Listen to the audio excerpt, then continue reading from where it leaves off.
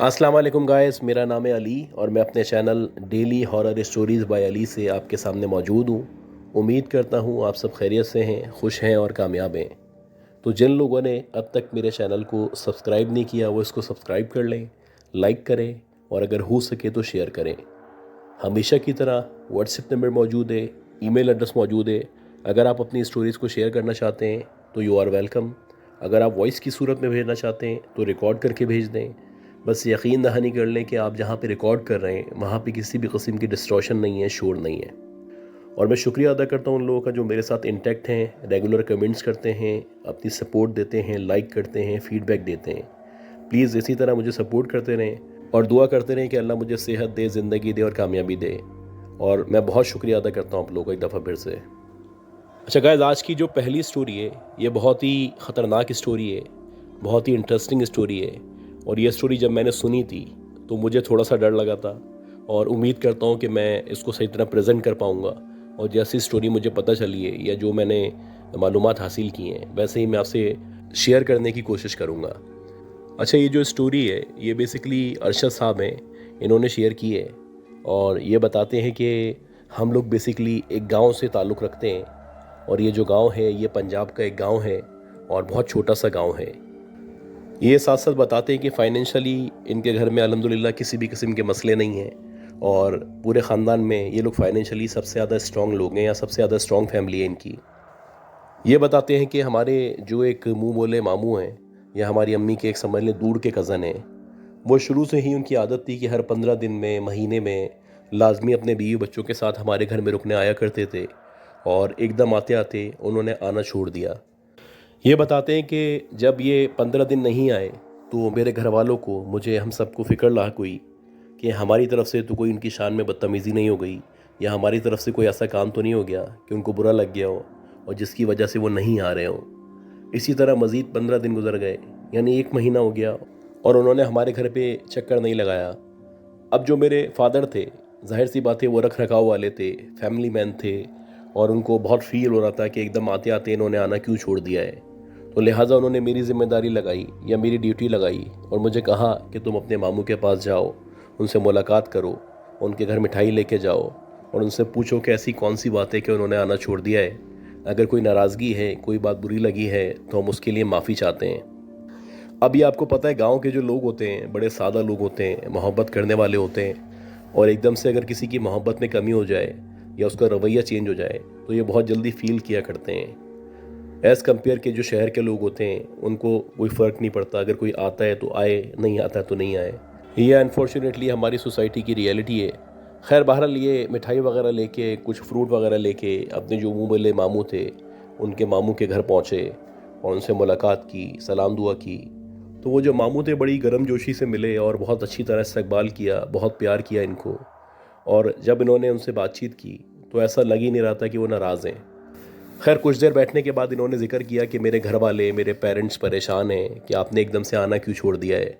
अगर हमारी तरफ से कोई ऐसी बात हो गई है तो हमें माफ़ कर दें, दरगुजर करें। अब ये सुनने के बाद वो जो इनके मुंह बोले मामू थे, उनका नाम इरफान था और वो कहने लगे भाई ऐसी कोई बात नहीं है और तुम्हारा वहम है, मैं कोई नाराज़ नहीं हूँ, ना मुझे कोई शिकायत है। हाँ बस कुछ वजूहात हैं जिनकी वजह से मैंने वहाँ पे आना छोड़ दिया है। अभी अरशद साहब बताते हैं कि मैंने बहुत उनसे इंसिस्ट किया, बहुत पूछा कि भाई कौन सी ऐसी बात है, मुझे बताएं। तो इनके जो मामू थे वो नज़रअंदाज करने लगे और मुख्तलिफ बहाने बनाने लगे, जिससे इनको यकीन हो चला कि कोई ना कोई बात ऐसी है जिस पे ये नाराज़ हैं। बहरहाल ये बताते हैं कि मैं मुसलसल उनके साथ बैठा रहा, उनके साथ खाना खाया, उनसे ज़िद करने लगा कि आपको मुझे बताना पड़ेगा, अगर आप नहीं बताएंगे तो मैं आइंदा कभी भी आपके घर में नहीं आऊँगा। अब ये बताते हैं कि जब मैंने इस तरह की बात की तो जो मेरे मामू थे वो एकदम से खड़े हो गए और वो कहने लगे ऐसी बातें नहीं करो, मैं तुम्हें बता देता हूँ कि आखिर क्या वजह है कि मैं तुम्हारे घर में नहीं आ रहा। फिर ये बताते हैं कि इनके मामू ने इनको बहुत ही ख़तरनाक स्टोरी बताई और ऐसी ही बात बताई कि जिसको सुन के इनकी जो है समझ लें कि हालत बुरी हो गई और ये खौफ का शिकार हो गए। अब ये बताते हैं कि इनके मामू ने इनको बताया कि जब मैं लास्ट टाइम तुम्हारे घर में रुकने के लिए आया था तो मैं वही कोने वाला जो कमरा है जो सहन के आगे मौजूद है, वहीं पे मैं सो रहा था कि एकदम से मेरी आँख खुली और मुझे महसूस हुआ जैसे बाहर से किसी किस्म के शोर की आवाज़ आ रही है। अब मैं अंदर सो रहा था, मेरे बीवी बच्चे बाहर सहन में सो रहे थे। खैर मैं जैसे तैसे उठा और सहन की तरफ जाने लगा तो एकदम से मेरी नज़र सामने दरवाजे पे पड़ी। मैंने देखा कि चाँद की जो रोशनी है वो पूरे सहन में फैली हुई है और ग़ालिबन ये चाँद की 14वीं तारीख़ थी और चाँद की जो ये रोशनी है इसने पूरे सहन को मुनव्वर किया हुआ था। बहरहाल ये जैसे ही सहन के अंदर पहुँचे तो इन्होंने देखा कि लाइन से पलंग पड़े हुए हैं और इनके जो बीवी बच्चे हैं वो वहाँ पे सो रहे हैं। और वो जो सो रहे हैं वो इस तरह से सो रहे हैं कि पहले जो है इनकी वाइफ सो रही हैं, उसके बाद इनका एक लड़का सो रहा है, उसके बाद इनकी एक बेटी सो रही है, उसके बाद आखिर में एक और लड़का सो रहा है और उसके बाद जो है फिर दीवार है। खैर इनके मामू बताते हैं कि जैसे ही मैंने देखा तो दीवार के ऊपर मैंने देखा कि एक औरत है जो बैठी हुई है और उसके बाकायदा जो बाल हैं वो उसके मुंह के आगे की तरफ गिरे हुए हैं और उसके बाल इस कदर लंबे हैं कि बज़ाहिर ऐसा लग रहा है कि उसके पाँव तक आ रहे हैं। अब मैं उस औरत को देख ही रहा था कि इसी दौरानी में वो जो औरत थी एकदम से वो नीचे कूदी, यानी सहन में कूदी। और जैसे ही वो सहन में कूदी तो ऐसा लगने लगा जैसे मेरी ज़बान बंद हो गई है, मेरे मुंह से कोई अल्फाज नहीं निकल रहे, मैं कुछ चाह के भी नहीं बोल पा रहा हूँ और मैं सिर्फ उसको मुसलसल देख रहा हूँ। पता नहीं है शायद उसका खौफ था या फिर मैं नींद का शिकार था। खैर देखते ही देखते वो जो औरत थी वो चलती हुई फिर जो सबसे पहले पलंग था उस पलंग पे जाके बैठी और कुछ देर वहाँ बैठ के इनके बच्चों को देखने लगी। पहले बेटे को देखा, फिर दूसरे पलंग पे आई बेटी को देखा, उसके बाद जो इनका दूसरा बेटा था उस बेटे के पलंग पे जाके थोड़ी देर बैठी और उसको तकने लगी। और इन तीनों बच्चों को देखने के बाद वो जो औरत थी वो उठी और इनकी जो वाइफ थी या इनकी जो बेगम थी उनके पलंग के पास गई और उनके सरहाने पे जाके बैठ गई और सरहाने के पास जब बैठ गई तो बैठते ही उनको देखने लगी। अच्छा, अब इनके मामू बताते हैं कि जब उसने ये किया तो इस दौरानिए में मतलब ऐसा लग रहा था कि मेरे लब जो हैं वो सीधे गए हैं, ना मैं कुछ बोल पा रहा हूँ ना मैं हिल पा रहा हूँ। गर्ज़ ये है कि मेरा दिमाग प्रॉपर तौर पे काम नहीं कर रहा था, मेरी समझ ही नहीं आ रहा था कि मेरे सामने जो कुछ हो रहा है ये क्या है और ये कौन औरत है और ये बारी बारी मेरी पूरी फैमिली के सराहने जाके बैठी है, उनको देखा है और देखने के बाद उठ गई है। अब ये बताते हैं कि मैं ये सोच ही रहा था कि एकदम से वो जो औरत थी वो मेरी बीवी के सराहने पे से उठी और मुझे देखने लगी।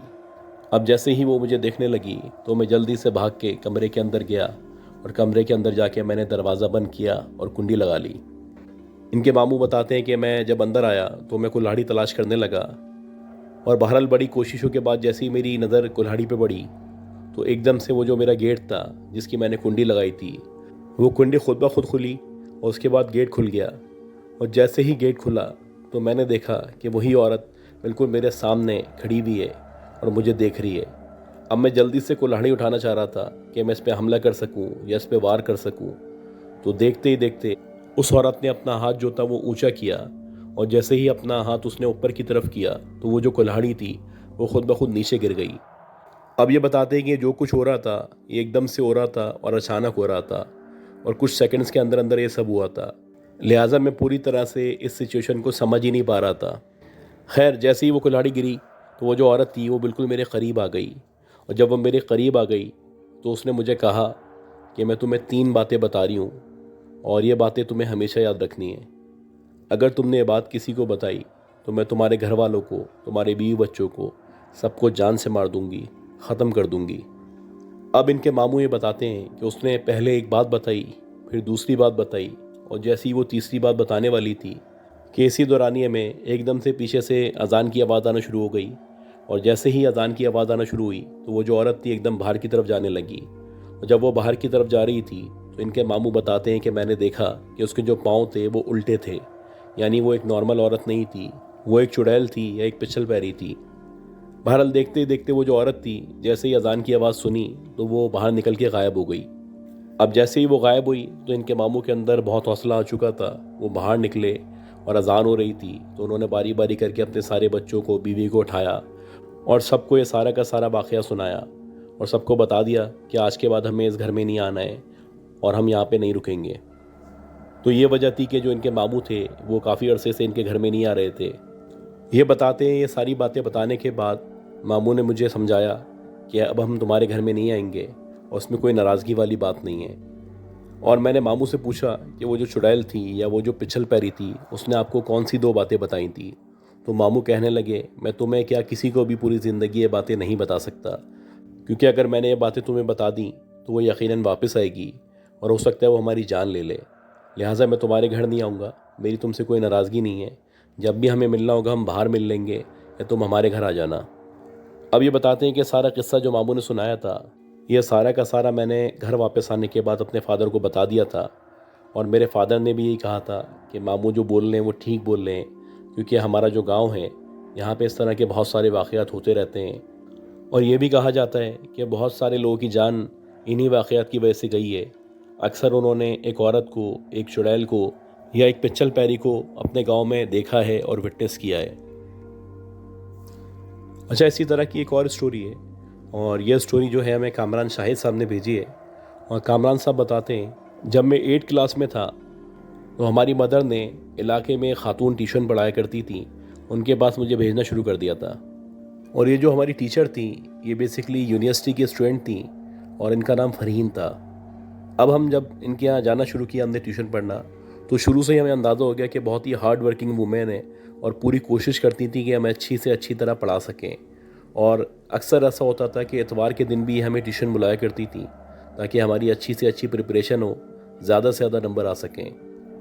अब ये बताते हैं कि ट्यूशन को ज्वाइन किए हुए तकरीबन हमें महीना हो चुका था, सब कुछ नॉर्मल चल रहा था कि एकदम से ऐसा हुआ कि मैं ट्यूशन गया तो ट्यूशन के गेट पे ही इनकी मदर मुझे मिली और उन्होंने कहा कि आज इसकी तबीयत ठीक नहीं है, ये आज नहीं पढ़ाएगी। खैर मैं बड़ा परेशान हुआ कि ऐसी कौन सी बात है कि टीचर की तबीयत ख़राब हो गई है। और मैंने पूछने की कोशिश की तो जो उनकी मदर थी उन्होंने कोई ख़ास जवाब नहीं दिया और कहा कि कल आना, मैं कल बताऊंगी तुम्हें। अब मैं इसी तरह अगले दिन गया। जब मैं अगले दिन गया तो उन्होंने कह दिया कि अभी भी तबीयत ठीक नहीं है, कल दोबारा आना। इसी तरह मैं तीसरे दिन गया। अब जब तीसरे दिन भी उन्होंने यही कहा कि अभी भी इनकी तबीयत ठीक नहीं है, तो जो मेरी मदर थी, मेरी अम्मी जो थी, वो परेशान हो गई और उन्होंने सोचा कि ऐसी कौन सी बात हो गई है कि इस बच्चे की 3 दिन से छुट्टी हो रही है। वैसे जो ये टीचर हैं वो आमतौर पे संडे को भी बुलाया करती हैं और अब ये रोज़ाना छुट्टियां कर रही हैं। खैर इसी तरह एक दिन और मैंने छुट्टी कर ली। अब जब मैं चौथे दिन गया तो चौथे दिन भी जो टीचर थी उनकी तबीयत ठीक नहीं थी। तो मेरी मदर ने सोचा कि मैं तुम्हारे साथ चलती हूँ और जाके मैं देखती हूँ, अल्लाह खैर करे, कौन सी ऐसी बात हो गई है या कोई ऐसा मसला हो गया है कि वाकई में टीचर जो है इतनी बीमार हो गई हैं कि वो तुम्हें पढ़ा नहीं पा रही। अब ये बताते हैं कि मेरी मदर जो है अगले दिन मेरे साथ गई और वैसे ही था कि जो हमारी टीचर थी उनकी तबीयत ख़राब थी। अब मेरी मदर क्योंकि बड़ी थी तो मेरी मदर से उनकी मदर ने बातचीत की और बातचीत करके उन्होंने बताया कि भाई ये जो इनकी टीचर हैं ये कुछ दिनों पहले, यानी अभी 4-5 दिन पहले, जो इनकी यूनिवर्सिटी की एक पिकनिक थी उस पिकनिक पे गई थी और जब से वो उस पिकनिक से वापस आई हैं तो इनकी तबीयत ठीक नहीं हो पा रही। ये बताते हैं कि मेरी मदर ने उनसे इंसिस्ट किया और पूछा कि ऐसी कौन सी बात है या ऐसी कौन सी तबीयत ख़राब हो गई है। तो बड़ा ज़ोर देने पे उन्होंने बताया कि ये जब पिकनिक पे गई थी और वहाँ से वापस आई थी तो उस वक्त ये बोल रही थी कि इसके जो कंधे हैं, इसके कंधों में दर्द हो रहा है। तो हमने इसको टैबलेट वगैरह दे दी कि हो सकता है कि थक गई है इसलिए दर्द हो रहा है। टैबलेट खा के ये सो गई और जब सो के उठी तो फिर दोबारा इसके दर्द होना शुरू हो गया। और ये जो दोबारा दर्द होना शुरू हुआ था ये बहुत ज़्यादा शदीद था और इस कदर शदीद था कि बाकायदा करहा रही थी, चीख रही थी। तो हमने इसको दोबारा से थोड़ी सी हैवी डोज दी तो दोबारा से दवा खा के सो गई। अब हम ये एक्सपेक्ट कर रहे थे कि जब ये दोबारा उठेगी तो नॉर्मल हो जाएगी, और जब ये सो के उठी तो उठ के इसने चीखें मारना शुरू कर दी और ना सिर्फ चीखें मारना शुरू की, अपने बाल नोचना शुरू कर दिया और अजीब हरकतें करना शुरू कर दी। अब हम ये समझे कि शायद ये हो सकता है कि थक गई है या जहन पे कोई असर हो गया है या कोई इस तरह का मामला है, तो लिहाजा हमने उसको इग्नोर किया और हमने सोचा कि एक आध दिन रेस्ट करेगी, नॉर्मल हो जाएगी। अच्छा, उसके बाद इसने क्या किया कि इसके जो हाथ वगैरह हैं या हाथ का जो गोश्त है उसको ज़ोर ज़ोर से नोचना शुरू कर दिया। और जब हम उसको रोकने लगते तो ये हमसे ज़बरदस्ती करने लगती, अपने हाथ छुड़ाने लगती और अजीब अजीब सी हरकतें करना शुरू कर देती। अच्छा, ये बताते हैं कि जो इनकी टीचर थी बेसिकली उनकी जो फैमिली थी बड़ी साउंड बैकग्राउंड वाली थी, बड़े पढ़े लिखे लोग थे, तो वो इस तरह की बातों में, इस तरह के मामलात में यकीन नहीं रखते थे। लिहाजा इनका जो जहन है वो इस तरह की चीज़ों की तरफ नहीं गया। उन्होंने क्या किया कि जब इनकी हालत ख़राब से ख़राब होती चली गई तो उन्होंने जो साइकेट्रिस्ट थे उनसे रब्ता किया, उनको दिखाया, उसके बाद मुख्तलिफ़ अस्पतालों में दिखाया। इसी तरह 1 महीना गुजर गया, इनकी जो टीचर है उनकी तबीयत सही नहीं हो पा रही थी और दिन ब दिन ख़राब से ख़राब तर होती जा रही थी। अब बाकायदा जो इनकी टीचर थी उनका हुलिया दिन ब दिन बिगड़ता जा रहा था। यानी वो सफाई सुथराई का कोई ख्याल नहीं रखती थी, ऐसी गंदी संदी घूमती रहती थी, बाल उनके खुले हुए होते थे और अजीब बिहेव करती थी। एकदम से चीखना शुरू कर देती थी, फिर दोबारा से अपना गोश्त नोचना शुरू कर देती थी। उसके साथ साथ इन्होंने एक अजीब सी ज़बान बोलना शुरू कर दी थी, और वो जो ज़बान बोल रही थी वो एक बड़ी अजीब सी ज़बान थी, और इनकी फैमिली में कभी भी किसी ने ऐसी ज़बान में ना बात की थी ना सुनी थी। खैर, इसी तरह ये लोग जो है मुख्तलिफ़ डॉक्टर्स के पास जाते रहे, साइकेट्रिस्ट के पास जाते रहे, इवन के साइकोलॉजिस्ट से भी बात की, और बहुत सारे और भी लोग थे, उनसे बातचीत की, उनको दिखाया, लेकिन कोई फ़र्क नहीं पड़ रहा था। बिलाखिर ये लोग आहिस्ता आहिस्ता करके हिम्मत हारते आ रहे थे। अच्छा, इसी दौरानिए में एक डॉक्टर था। वो डॉक्टर बड़ा अल्लाह वाला डॉक्टर था, खौफ खुदा वाला था, नमाजी था। तो उस डॉक्टर ने इनको खुद कहा कि आप एक काम करें, आप जगह जगह की ठोकरें खा रहे हैं। एक दफ़ा मैं एक मौलवी साहब का बता रहा हूँ, आप उन मौलवी साहब के पास जाएं, उनसे मुलाकात कर लें, उनको इस बच्ची को दिखा दें। हो सकता है कि उनकी समझ में आ जाए कि क्या मसला है या इसके साथ क्या हुआ है। पहले तो ये जो इनकी टीचर है, इनके घर वाले नहीं माने, लेकिन जाहिर सी बात है ये सबको आजमा चुके थे।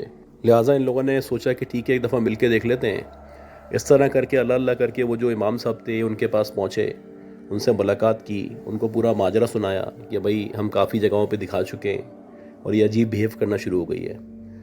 अब वो जो इमाम साहब थे उन्होंने आके जो है इस लड़की को देखा और इससे बातचीत की, और इन्होंने बताया कि जब ये लड़की पिकनिक पे गई थी तो वहाँ पे उसके साथ कुछ इस तरह के असरात हो गए थे और ये उसके साथ चिपक गए हैं, और ये एक नहीं 3 जन्नात हैं जो उसके ऊपर मौजूद हैं। लिहाजा इसका हमें बहुत सख्त किस्म का जो है तोड़ करना पड़ेगा। अगर हमने इसको तोड़ नहीं किया तो ये बच्ची बिलाखिर मर जाएगी। अब वो जो इमाम साहब थे उन्होंने इसका इलाज करना शुरू किया। अब ये बताते हैं कि जैसे ही वो जो इनकी टीचर थी उनका इलाज होना शुरू हुआ तो उन्होंने अजीब हरकतें करना शुरू कर दी। देखने में वो बज़ाहिर पतली दुबली हो चुकी थी, खाना वगैरह कुछ नहीं खाती थी, लेकिन जब भी उनको पकड़ा जाता या पकड़ने की कोशिश की जाती तो ऐसा लगता उनके अंदर 10 लोगों की ताकत आ चुकी है। इसके अलावा एक दफ़ा ऐसा हुआ कि इनके जो टीचर हैं उनके एक करीबी अजीज़ थे, वो बेचारे इनको देखने के लिए आए, और जैसे ही वो इनको देखने के लिए आए, इनसे मुलाकात करने लगे, तो जो इनकी टीचर हैं इन्होंने बहुत ही कोई हैवी सोफ़ा रखा हुआ था, वो पूरा का पूरा सोफ़ा अकेले उठा लिया और उठा के इनके सर पे मार दिया। अब उससे ये हुआ कि वो बेचारे जो देखने के लिए आए थे उनके चोट लग गई, उनको अस्पताल ले आना पड़ गया। अब इसी तरह बताते हैं कि इनका इलाज होता रहा, 1 महीना 2 महीना 3 महीने गुजर गए, और आहिस्ता आहिस्ता करके इनकी हालत बेहतर होना शुरू हुई। और जब हमें पता चला या मुझे पता चला कि इनकी हालत बेहतर हो रही है, तो मैंने सोचा कि मैं भी अपनी टीचर से आके मिलता हूँ, उनसे मुलाकात कर लेता हूँ, काफ़ी अर्सा हो चुका है। तो ऐसे ही मैं उनके घर गया और उनकी मदर से मैंने रिक्वेस्ट की कि मैं अपनी टीचर से मिलना चाहता हूँ। अब जो उनकी मदर थी पहले तो मना करने लगी, लेकिन बहरहाल जब मैंने इंसिस्ट किया तो उन्होंने कहा ठीक है, वो रूम के अंदर मौजूद हैं, तुम खिड़की से ही उनसे मुलाकात कर लो, अंदर नहीं जाना। अब ये सुन के मैं बड़ा हैरान हुआ, क्योंकि मेरे ख्याल में तो उनकी तबीयत बेहतर होना शुरू हो गई थी। फिर मैंने उनसे कहा कि चलें ठीक है, आप मुझे खिड़की से ही उनको मिलवा दें। ये बताते हैं कि जब मैं खिड़की में गया तो मैंने देखा कि जो मेरी टीचर है वो मुझे कहीं भी नज़र नहीं आ रही। नॉर्मली आप एक्सपेक्ट करते हैं कि वो बेड पे बैठी होंगी या कमरे में बैठी होंगी या ज़मीन पे होंगी या सामने नज़र आ जाएंगी। जब वो मुझे मुसलसल देखने पे नज़र नहीं आई तो मैं वापस पलटने लगा, और जैसे ही मैं वापस पलटने लगा तो मैंने देखा कि वो जो ऊपर पंखा लगा हुआ था, उस पंखे के ऊपर वो जो टीचर हैं वो लटकी हुई हैं, और बाकायदा उल्टा लटकी हुई हैं। और ये किसी भी तरह पॉसिबल नहीं है कि एक औरत, एक लड़की इस तरह उल्टा लटक सके। अब ये बताते हैं कि जैसे ही मैंने टीचर को इस हालत में देखा तो मैं डर के पीछे होने लगा, और जैसे ही मैं पीछे होने लगा तो वो जो मेरी टीचर थी उन्होंने बाकायदा जो पंखा था वहाँ से खिड़की की तरफ जंप मारी, और इतनी ज़ोर से जंप मारी कि बाकायदा पूरी खिड़की जो है बुरी तरह हिल गई। अगर ये लोहे की नहीं होती तो यकीनन वो टीचर मेरे ऊपर आके गिरती और मुझे भी नुकसान पहुँचाती। बहरहाल ये बताते हैं कि मैं खौफ के आलम में डर के मारे जल्दी से वापस घर आ गया, और उसके बाद मैंने तौबा कर ली कि उनके घर कभी भी नहीं आऊँगा। लेकिन बहरहाल बाद में मुझे पता चला कि 6 महीने मुसलसल उनका इलाज होता रहा, उसके बावजूद भी उनकी तबीयत ठीक नहीं हुई, और बिला आखिर एक दिन हमें पता चला कि उनकी डेथ हो चुकी है। मुझे आज भी अफसोस है कि उनकी डेथ कैसे हुई और कौन से ऐसे असरात थे जो उनके ऊपर हो गए थे। कभी कभी कुछ ऐसी बातें हो जाती हैं जो आप एक्सपेक्ट नहीं कर रहे होते। मैं दुआ करता हूँ कि अल्लाह ताला उनको जन्नत में जगह दे। तो गाइज़, उम्मीद करता हूँ आपको ये स्टोरीज़ पसंद आई होंगी। अगर आपको ये स्टोरीज़ पसंद आई हैं तो प्लीज़ मेरे चैनल को लाइक करें, सब्सक्राइब करें, शेयर करें, दुआ करें कि अल्लाह हम सबको सेहत दे, ज़िंदगी दे और हर बुराई से बचाए। अपना ख्याल रखिएगा। अल्लाह हाफ़िज़।